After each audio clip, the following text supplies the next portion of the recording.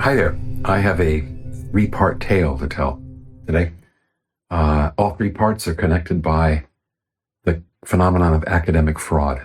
And you may wonder why you should care about academic fraud if you're not in academia. And there's a reason, and it's that this phenomenon has a substantial effect on many Chinese young people and Chinese families. And that's why I think we should care. But you'll hear more about that in part three. Part one comes to us from a podcast that I dearly love. It's called Freakonomics, been around for a long time. They've been running a multi-part series on academic fraud. And their most recent edition, which is just out a few days ago, is about a paper that was published in 2012 by a tenured Harvard faculty and some co-authors.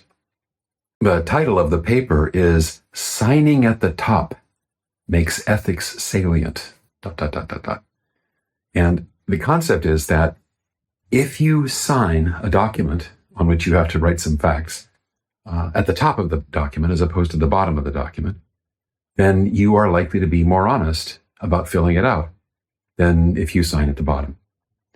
Now, that may sound trivial or tangential, but in fact, if you just think about it for a minute, you'll realize how important this kind of a development could be. So think, for example, about the IRS, the tax collecting body in the United States. The IRS looked at this research and said, oh, that means if we get people to sign their tax returns at the top rather than the bottom, they'll be more honest, and therefore we're going to get a lot more tax revenue. And they calculated that their increased revenue might be north of $1 billion. This is a big deal. And there are many other organizations around the world, academic and just in the business world, that thought this kind of development could be enormously valuable for them. And it would have been, except for one thing. It was fake. The faculty member and her colleagues had juiced the data. And they'd gotten away with it for years. This was an immensely popular concept. These people became rock stars in the academic world.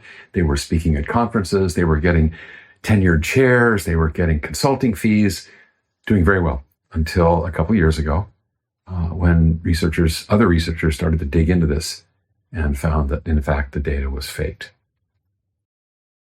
So why would they do this? Especially, why would this particular researcher do it? Her entire research field is about ethics in organizations. She published a book in 2018 exactly about this topic, although she suggested that it was plausible to get away with being unethical, and she lived up to the title of her book. So why do people do this? Well, in academia, getting published is everything. Publish or perish is the expression. And getting published in good academic journals requires you to produce research that people think is important or interesting. Journals don't tend to publish research that says, we've researched this phenomenon and discovered nothing particularly interesting about it. We should make no conclusions. Null hypothesis, as it's called. That kind of stuff doesn't get published. And in that way, academic journals are like media in general. Media like to publish scary and exciting and big stories. So that's part of the problem. It's hard to get published unless you've got a fancy story to tell. And people need to get published. Academics do, if they're going to advance their careers.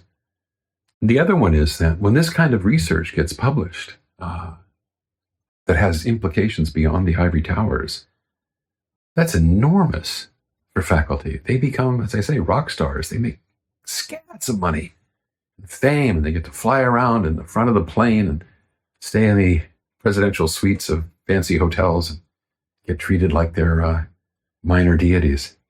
And so there's an enormous incentive for academics to fudge their research. And we have discovered in recent years more and more of that kind of behavior happening. In this case, this was a really sexy story. The idea that you could improve honesty just by moving the location of a signature from the bottom to the top of a page. Very simple fix, very big effect. People love simple stories that produce big outcomes. So you had this confluence of events, of vectors coming together, a perfect storm of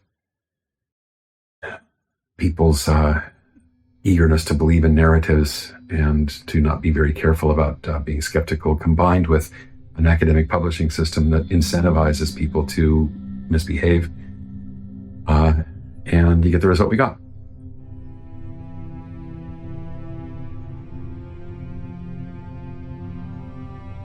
So that's part one, in which we see that a hot story will bring the purveyors of it a lot of benefit, even if the story itself is based on cooked data.